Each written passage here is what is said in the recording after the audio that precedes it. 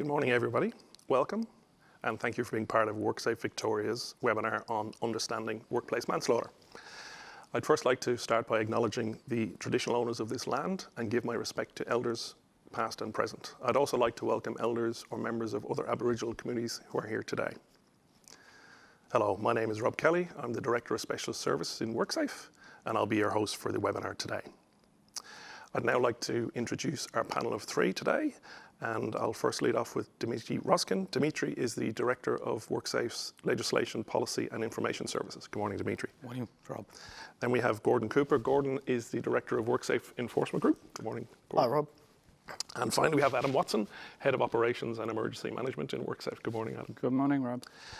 So today you'll hear about the new workplace manslaughter laws. They come into effect of 1 July this year, so not that long to go. You'll also hear what they mean for you and where you can go to get further information or for further support. Now, before I get into it, a few housekeeping matters. This legislation is new in Victoria, and we're going to give you an overview of the new laws and what they mean for you. Now, given they're new, we don't have any precedences or case studies that we can refer to give you responses to any hypotheticals or specific scenarios. And also, we're not going to be able to give you specific legal advice. And you'll also notice today that we have social distancing in place. We have one person for 4 square meters and a separation distance of 1.5, as is the need for today. One thing to remember, any information regarding the new laws that we talk about today will be available on WorkSafe's website before the commencement of the legislation. With that, we'll get into it. How did the new legislation come about? Can you talk us through that? Of course. Rob, in May 2018, the Labor government, the Andrews Labor government, made an announcement that if re-elected, they were to introduce the new industrial manslaughter offence into the statute book. So, following the election of November 2018, with the new re-elected Andrews government, the work commenced on creating and drafting new offence of industrial manslaughter. As part of that, significant consultation took place. A number of consultative committees were established, including the Family Reference Group, and the offence was finally introduced and then passed by both Houses of Parliament in late November 2019. You mentioned there about the Family Reference Group. What is that and why was it important as part of the consultation? The Family Reference Group was established to give voice or voices to families of the deceased workers. So it was very important to the government to make sure that that cohort of people was heard, that their issues were taken into account and their views were obviously valued. Can you talk us through what does the new legislation aim to do? Of course. Well, there's two purposes to the legislation. The main purpose is, of course, to prevent workplace death in the future, and the second purpose, it's all about to send a deterrence message to the community that compliance with occupational health and safety laws is important. So tell me a bit more about deterrent. What do you mean by deterrent? Deterrent effect, essentially, with the significant penalties and that are attached to this provision, it sends a message to the community that if you do not comply with your obligations and somebody dies as a result of your non-compliance, you can be prosecuted and you will be prosecuted for a significant criminal offence. So can you talk us through when will the workplace manslaughters actually apply? From July the 1st this year, the new offence will come into effect, and that means that for any fatality that occurs at a work site after July the 1st or is connected with the conduct of somebody's business, basically, then they can be investigated and scoped as a workplace manslaughter. At the moment, that's not the state of the law, but it will be in about 6 weeks' time. So you mentioned there it's a time frame and a workplace. Who does it impact? Who's it aimed at? Principally, it's aimed at people who are obliged to maintain a safe working environment for employees. So at employers, it's aimed at self-employed people, and it's also directed at people who design and manufacture plant and equipment as well. Okay. So it encompasses most of the current principal duties, with a couple of exceptions. So we hear the terms organisations, officers or employers. That's the group that it's particularly aimed at? The amended Act refers to a person who owes a duty or to officers, basically. And an officer is a person who, the term officer is borrowed from the Corporations Act. I won't go into specific details about that, but basically an officer is a person who has the means to affect a safe work culture. So they might have the control, the day-to-day control of the work site, for instance, or they might have the resources to be able to affect the control. So somebody typically quite senior in a business would be an officer. So you mentioned about it commences on the 1st of July. If I'm complying with the legislation now, will I be compliant 1 July and post that? Well, firstly, I'd say if you're complying with the legislation now, then that's absolutely terrific, and I think you should continue complying with the legislation. If you're complying with the legislation now, then there will be nothing to worry about after July the 1st. What the new offence will do is essentially bolt on additional consequences for breaches of existing duties. So they're the duties that I ran through briefly just a moment ago. But effectively, not much changes in terms of what you're obliged to do as an employer, for instance, but what will change is the consequences for non-compliance with your duties. So that's really the threshold, is that you've got duties at the moment and you need to continue to comply with them, and if you don't, the consequences can be a lot more severe than they currently are. Can you talk us through, and I think we've covered part of this, is who can be charged with workplace manslaughter? Of course, so the laws are designed primarily to capture directors and secretaries of the companies, partners of the partnership, trustees of a trust, and that may well be a company or an individual, but more importantly, it's persons who make significant decisions in the running of the company, including potentially financial decisions of the company. There are two significant carve-outs to who cannot be charged, and employees of a company and volunteers are specifically exempted from the operation of the industrial manslaughter offence. Could you explain that? Because we have spoken about the organisations and officers and businesses or employers. Can you explain why they've carved out the likes of employees or carved out the likes of volunteers? Volunteers and employees do not have the management and control of a workplace. So the legislation is designed to specifically target people who are in a position of power, who can affect the change in the company, who should and must comply with the obligations under the Occupational Health and Safety Act. So what are the penalties if you're actually convicted under this new law? The penalties are quite significant, as Gordon indicated earlier, Rob. So a person found guilty of an offence under industrial manslaughter laws is subject up to 20 years imprisonment, or if it's a company, fines of up to $16.5 million. So it's quite a significant penalty. So I understand that currently under the legislation there's a lower penalties, but also you can still be convicted and serve jail time. Yes. That sounds like it's a significant increase. It is, and to give everybody an appreciation of what that actually looks like, currently under the Occupational Health and Safety Act for an individual that recklessly endangers life, the maximum penalty currently is up to 5 years imprisonment, or a fine of around $297,000 maximum fine. And for an organisation or a company that breaches the laws, it's up to $3.3 million. So it's quite a significant increase. The new penalties are designed and are aligned directly to manslaughter provisions in the Crimes Act. So it's very much the same proposition. And we've heard here about deterrence, we've heard about prison term and very, very high fines. So just to recap, if you're following OH&S laws now, do you need to make any changes by 1 July or post 1 July? If you're following OH&S requirements and legislation now, come July 1, you just need to keep on doing what you're doing currently. What this does do is it provides a really good opportunity for everyone to have a look at your organisations, to have a look at your businesses, work processes, and just have a really thorough understanding of what it is that could be done to improve things. But if you're doing the right thing essentially now, you'll be doing the right thing on July the 1st. So complacency is an important piece of this as well, that you may be complying now, but complacency as you go forward, like reviewing what you're doing. Yeah, and in respect of occupational health and safety, complacency is not a word that goes with that at any time. We already have very strong occupational health and safety legislation here in Victoria.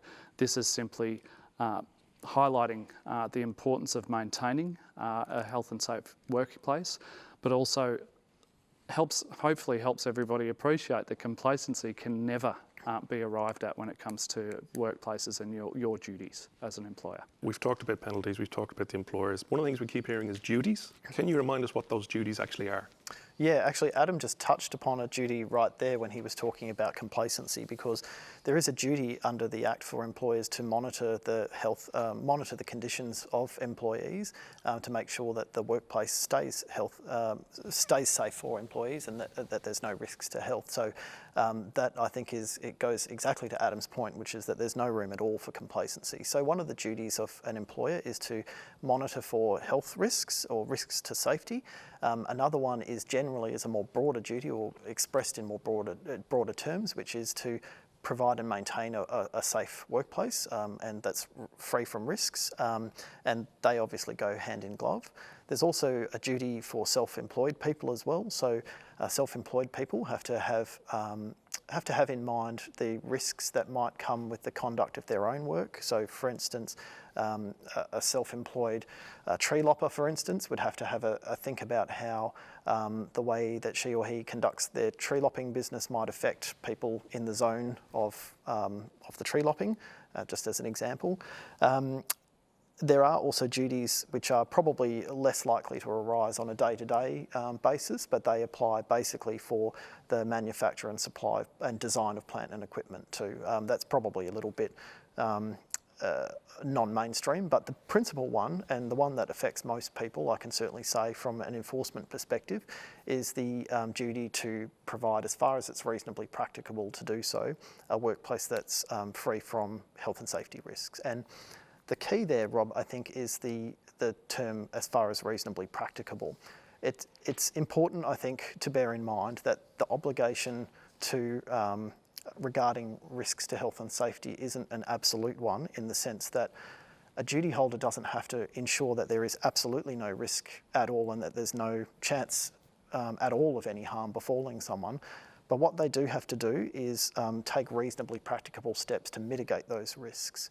And what that means, I think, in a practical sense, is that to comply with your obligations, you have to think about what those risks are. So you can't take reasonably practicable steps unless you've thought about what it is that you do and where the risks arise. So I would describe the obligation that the law imposes as a pretty minor one in some respects.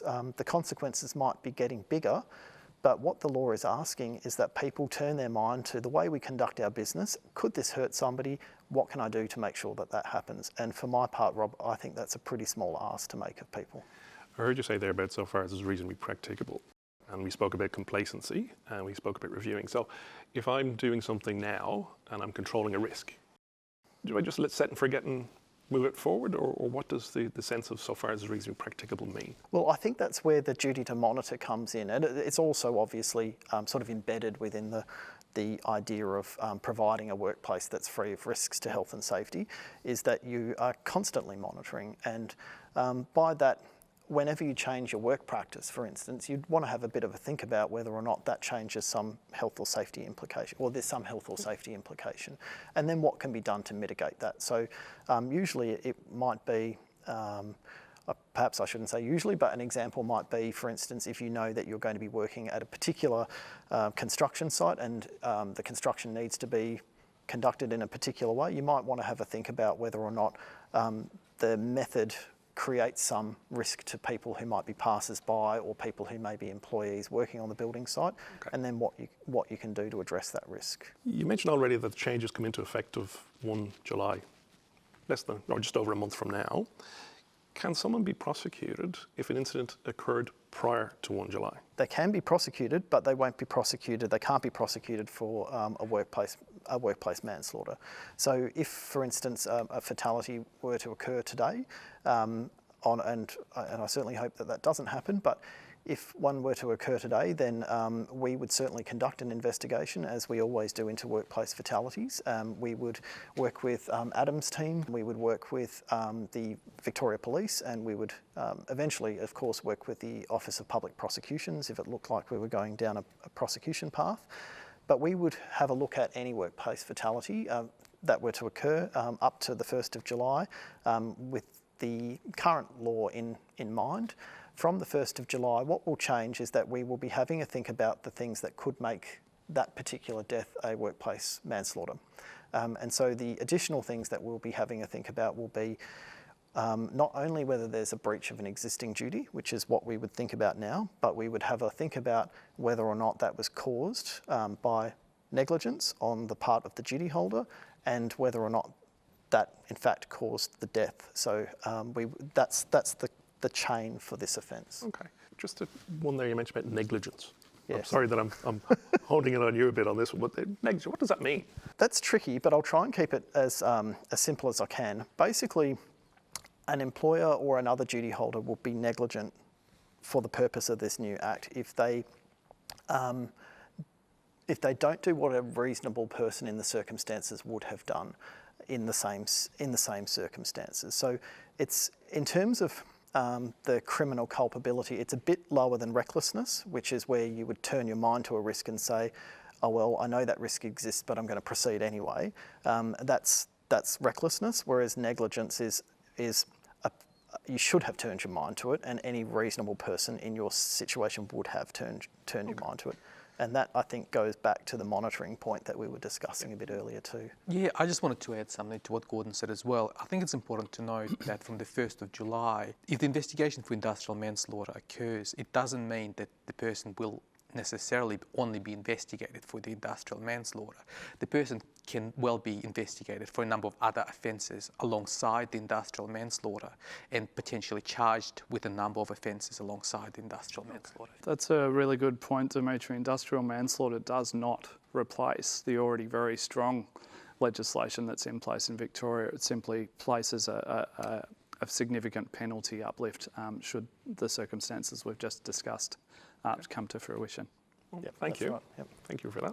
Just to recap, the new laws will come into effect on 1st of July, just over a month away, and it aims to prevent workplace deaths, but also provides stronger deterrent to organisations, employers or officers who breach their occupational health and safety obligations. What I'd like to do now is just go around the panel and finish with one final message we may have. Well, my message for today is that if you are currently compliant with your occupational health and safety obligations, you will be compliant on the 1st of July. I would agree entirely with what Dimitri just said. I would add into this that I think there's no reason for anybody to panic about the new laws. I've heard a lot of employers in particular and self-employed people being quite worried about what this might mean, but if people are compliant, then there's nothing to panic about. I suppose part B of my response to that would be that we'll also make no apologies whatsoever for pursuing people who do the wrong thing, and that has been our position. It is our position currently, and that's not going to change. So we will absolutely be investigating all fatalities with from the perspective that there may be an element of workplace manslaughter after the 1st of July. Thank you. And Adam? Thanks, Rob. The key message from me is these new laws don't actually impose any new duties in Victoria. These new laws simply put much tougher penalties on serious breaches of our current legislation, and that's just something to be mindful of. Thank you. Thank you. Thanks, everybody. We are working to ensure that employers and the Victorian community are informed about the new laws, but also how it affects or impacts them and where they can go to get further information. WorkSafe's website is a centre for that style of information, and you'll find there guidance material and links to industry-specific resources that will help you reduce risks at your workplace. An information sheet tailored for employers so they know what they need to do to ensure they continue to comply will be available on our website before the commencement of the legislation. And just to close out, on behalf of WorkSafe, the panel, and myself, thank you for tuning in today.